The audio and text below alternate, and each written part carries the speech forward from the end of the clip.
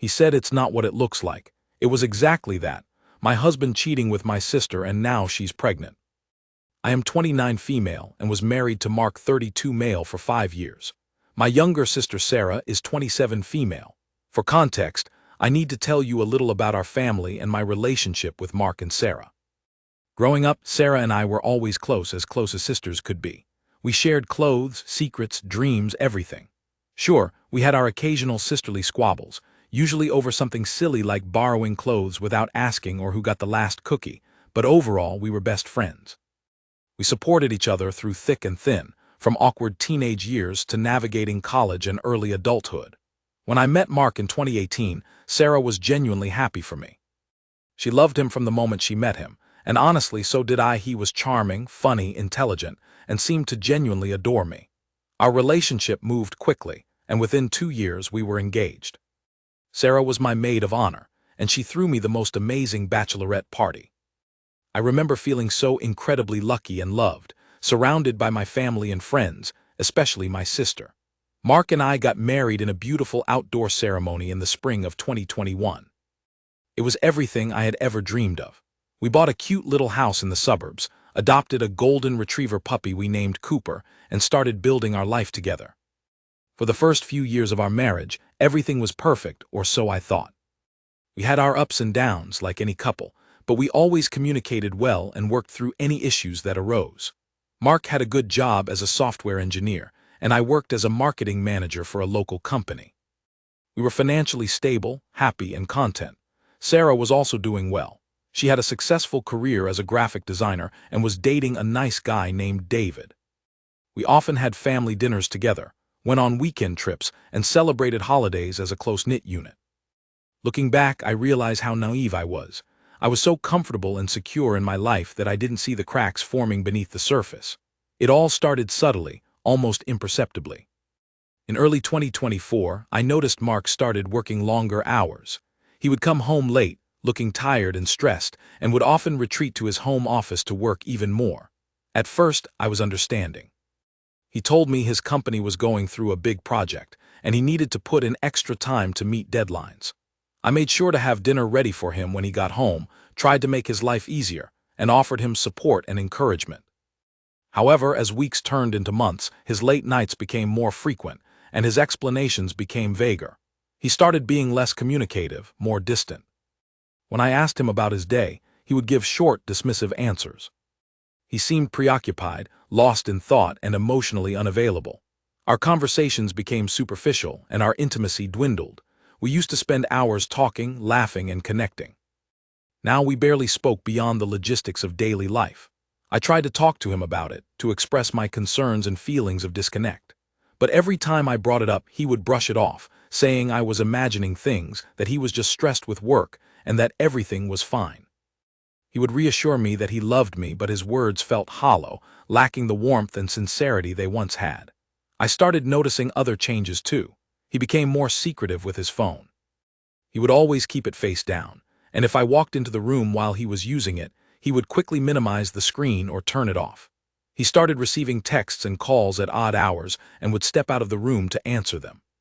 He changed his phone password and became noticeably irritated if I even glanced at his phone. These behaviors were completely out of character for him. Mark had always been open and transparent with me. We had never kept secrets from each other.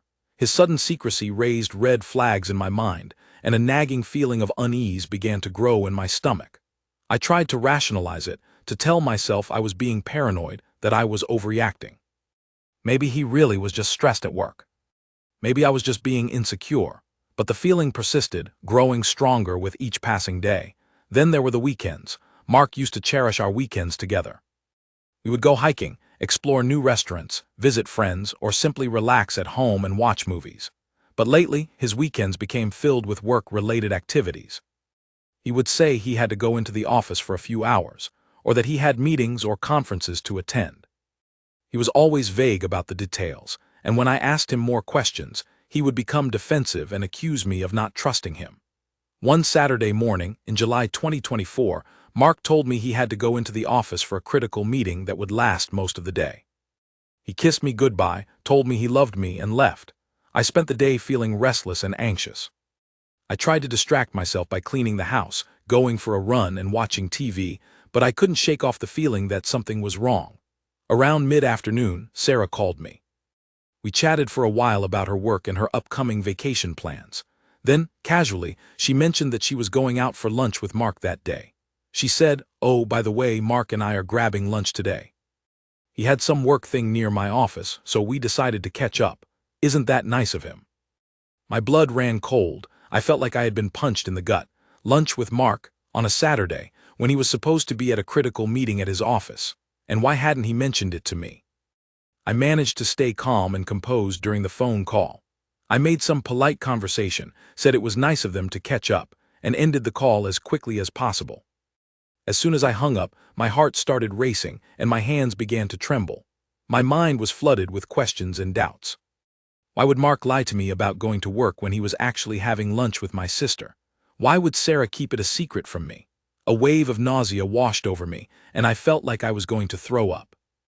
I knew deep down that something was terribly wrong. The pieces started to fall into place, and a horrifying realization began to dawn on me. The late nights, the secret phone calls, the distant behavior, the work-related weekends, the lunch with Sarah. It all pointed to one unthinkable possibility. Mark was cheating on me, and possibly with my own sister. I tried to dismiss the thought as irrational, as a product of my overactive imagination. But the more I thought about it, the more plausible it seemed. The more I replayed recent events in my mind, the more convinced I became that my worst fears were coming true. I couldn't stay home and do nothing. I needed to know the truth, no matter how painful it might be. I decided to drive to Sarah's office building. It was located downtown, about a 30-minute drive from our house. I told myself I was just going to check if Mark's car was there. If it was, then my suspicions would be confirmed and I would confront him. If it wasn't, then maybe I was wrong and I could breathe a sigh of relief. The drive felt like an eternity. My hands were clammy, my stomach was churning, and my thoughts were racing.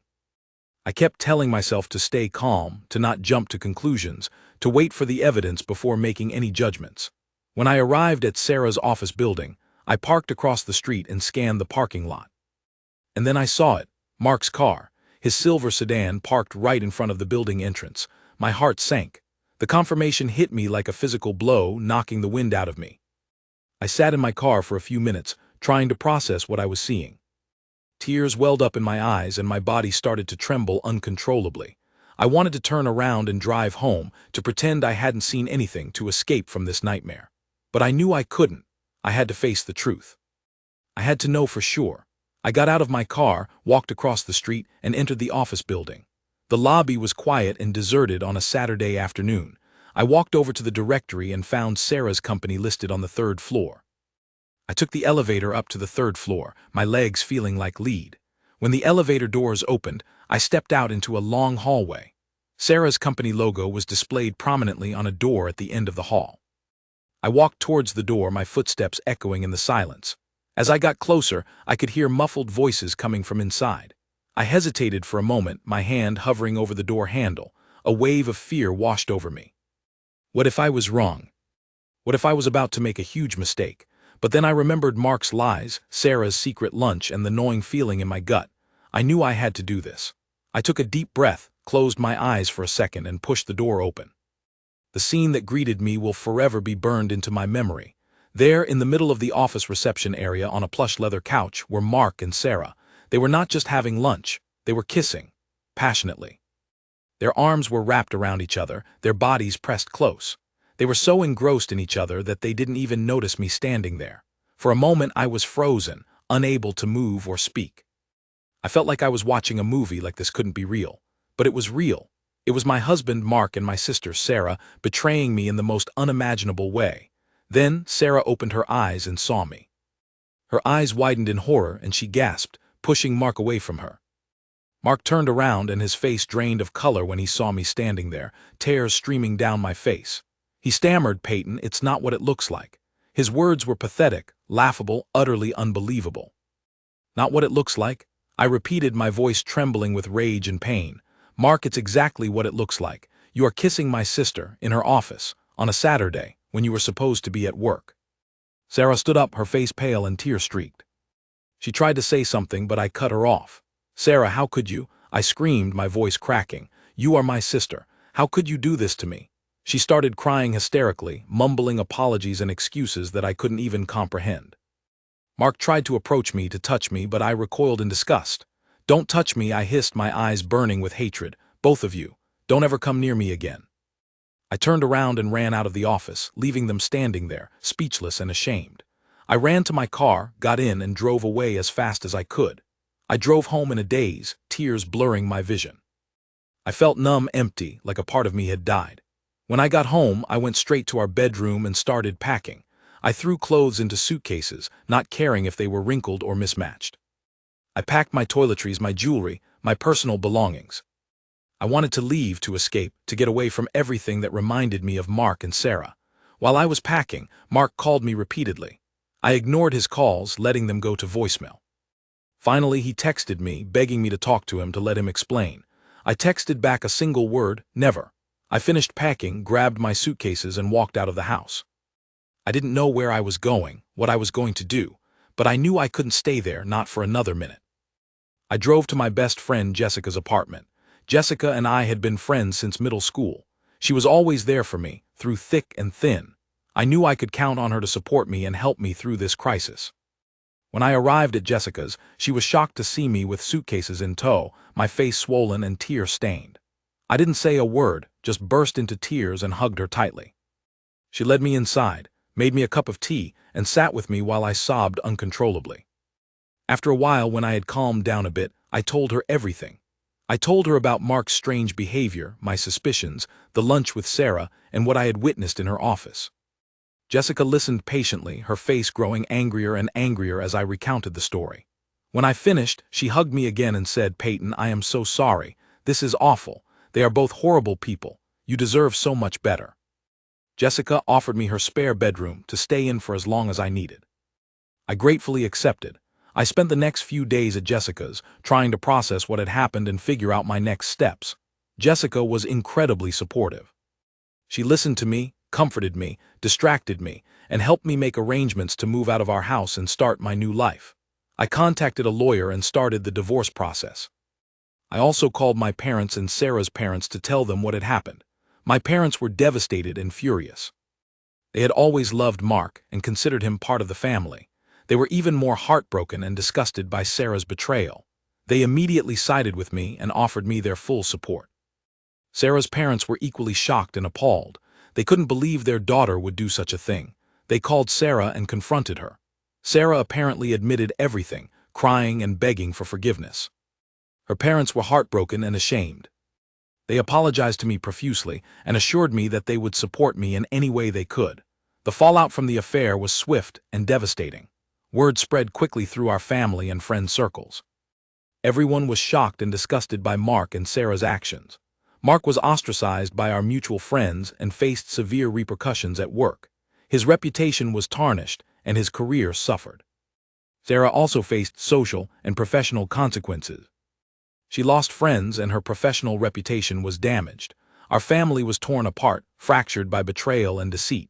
The divorce proceedings were relatively straightforward. Mark didn't contest anything. He seemed ashamed and remorseful, although I didn't believe his remorse was genuine. He was probably just sorry he got caught. I got to keep the house, and we split our assets according to our prenuptial agreement. Financially, I was going to be okay. Emotionally, I was a wreck. The pain of betrayal was unbearable.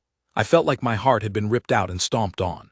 But amidst the pain and anger, a seed of determination began to grow within me. I refused to let Mark and Sarah destroy my life. I refused to be a victim. I decided to focus on healing, rebuilding, and creating a new life for myself, a life that was even better than the one they had tried to take away from me. I started therapy to deal with the emotional trauma of the betrayal. My therapist helped me process my feelings, cope with the pain, and develop healthy coping mechanisms. I also leaned heavily on my friends and family for support. Jessica was my rock, always there to listen, to encourage me, and to remind me of my worth. My parents were also incredibly supportive, providing me with love, comfort, and practical assistance. As I started to heal, I began to think about revenge. Not in a violent or destructive way, but in a way that would be satisfying and empowering. I wanted Mark and Sarah to face the consequences of their actions. I wanted them to experience the pain and humiliation they had inflicted on me. I knew that simply divorcing Mark and cutting Sarah out of my life wasn't enough. They had shattered my trust, broken my heart, and destroyed my marriage. They deserved to suffer. I started formulating a plan. I wanted my revenge to be public, impactful, and undeniable. I wanted to expose their affair to everyone we knew, to make sure they faced the social and professional repercussions they deserved. I decided to wait for the perfect opportunity. And the perfect opportunity presented itself a few months later. My parents were hosting their annual summer barbecue party at their house. It was a big event, attended by all our family members, friends, neighbors, and colleagues. Mark and I had always been the guests of honor at these parties. This year, of course, things were different. I was divorced from Mark, and Sarah was persona non grata in our family. However, I knew that Mark and Sarah would both be invited to the party, out of politeness, if not genuine affection. And I knew they would both come, probably hoping to mend fences and salvage their reputations. I decided to use this party as the stage for my revenge. I spent weeks planning and preparing. I gathered evidence of Mark and Sarah's affair, including text messages, emails, and photos I had found on Mark's phone. I compiled everything into a slideshow presentation. I also prepared a short speech, outlining the details of their betrayal and the impact it had had on my life. The day of the barbecue party arrived. I got dressed in a stunning red dress, did my hair and makeup, and put on my most confident face. I wanted to look radiant and strong, not like a victim. When I arrived at my parents' house, the party was already in full swing. Guests were mingling, laughing, and enjoying the summer afternoon. I greeted my parents, hugged my friends, and made small talk with acquaintances. I scanned the crowd, and soon enough I spotted them, Mark and Sarah. They were standing together awkwardly in a corner, looking uncomfortable and out of place. They seemed to be trying to avoid eye contact with everyone. I smiled inwardly. My plan was working perfectly. As the afternoon wore on, I waited for the right moment to execute my revenge. I wanted to do it when everyone was gathered together, when I had their full attention. Around sunset, my father announced that it was time for speeches and toasts. This was my cue. I stepped forward, took the microphone from my father, and cleared my throat. All eyes turned to me. A hush fell over the crowd. "Hi everyone," I said, my voice clear and steady, despite the butterflies in my stomach. "Thank you all for coming to my parents' annual barbecue. As you know, this party is usually a celebration of family and friendship. And today, I want to share something with you all about family and friendship, or rather, the betrayal of both." I paused for dramatic effect, letting my words sink in. I could see Mark and Sarah stiffen, their faces paling with apprehension. "For those of you who don't know," I continued, "my marriage to Mark ended a few months ago. It was a painful and devastating experience, but I am finally ready to talk about it publicly."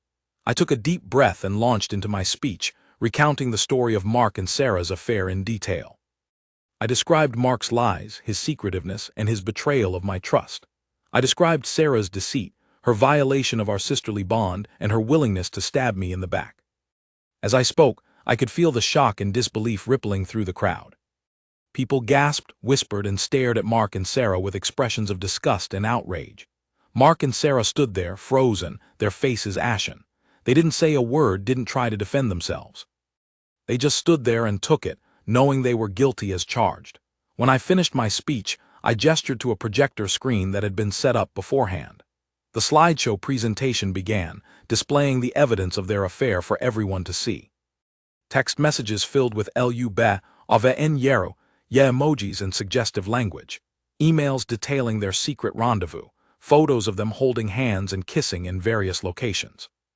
The slideshow ran for several minutes, leaving no doubt in anyone's mind about their guilt. When the presentation ended, I looked at Mark and Sarah one last time, my eyes filled with contempt and triumph. "Congratulations, you two," I said, my voice dripping with sarcasm. "You deserve each other." Then I dropped the microphone, turned around, and walked away. The crowd erupted in applause and cheers, showering me with support and admiration. Mark and Sarah were left standing there, humiliated and exposed, facing the full wrath of our family and friends. My revenge was complete. It was public, impactful, and undeniable. It was exactly what they deserved.